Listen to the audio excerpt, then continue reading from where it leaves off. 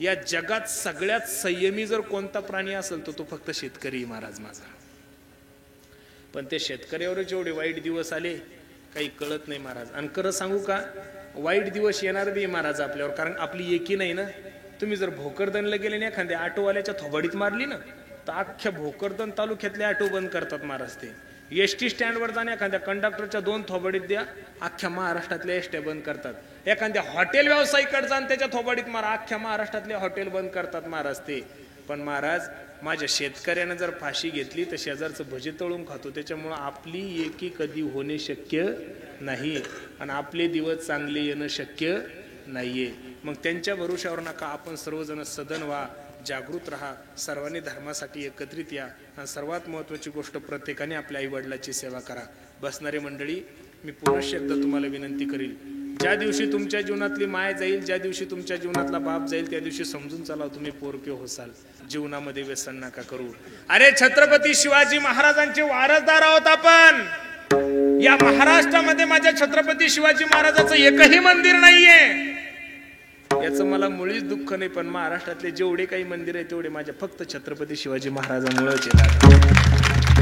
33 कोटी देवाचे अब्जावधी मंदिर तुम्हाला या देशामध्ये पाहायला भेटतील, पण एकही मंदिर नसताना प्रत्येकाच्या हृदयामध्ये मंदिर करणारा जगातला पहिला राजा म्हणजे माझे छत्रपती शिवाजी महाराज. आणि त्या राजाचे वारसदार आहोत आपण दादा.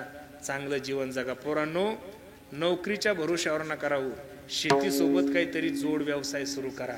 तुम्ही जर पश्चिम महाराष्ट्रामध्ये गेले ना, तर प्रत्येक शेतकरी दुधाचा व्यवसाय करतो, कशाना कशाचा करतो.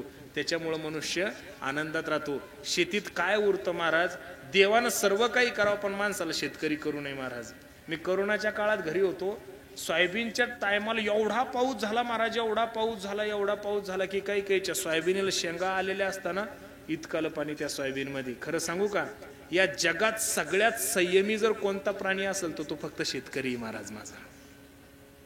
पण ते शेतकऱ्यावर जेवढे वाईट दिवस आले काही कळत नाही महाराज. आणि खरं सांगू का, वाईट दिवस येणार बी महाराज आपल्यावर, कारण आपली एकी नाही ना. तुम्ही जर भोकरदनला गेले ना, एखाद्या ऑटोवाल्याच्या थोबाडीत मारली ना, तर अख्ख्या भोकरदन तालुक्यातले ऑटो बंद करतात महाराज ते. एसटी स्टँडवर जाणे, एखाद्या कंडक्टरच्या 2 थोबाडीत द्या, अख्ख्या महाराष्ट्रातल्या एसट्या बंद करतात. एखाद्या हॉटेल व्यावसायिकडे जाण, त्याच्या थोबाडीत मारा, अख्ख्या महाराष्ट्रातले हॉटेल बंद करतात महाराज ते. पण महाराज माझ्या शेतकऱ्यानं जर फाशी घेतली तर शेजारचं भजे तळून खातो. त्याच्यामुळं आपली एकी कधी होणे शक्य नाही आणि आपले दिवस चांगले येणं शक्य नाहीये. मग त्यांच्या भरोशावर नका आपण सर्वजण सदन व्हा, जागृत राहा, सर्वांनी धर्मासाठी एकत्रित या. आणि सर्वात महत्त्वाची गोष्ट, प्रत्येकाने आपल्या आईवडिलाची सेवा करा. बसणारी मंडळी, मी पुनश्च एकदा तुम्हाला विनंती करील, ज्या दिवशी तुमच्या जीवनातली माय जाईल, ज्या दिवशी तुमच्या जीवनातला बाप जाईल, त्या दिवशी समजून चला तुम्ही पोरके होसाल. आई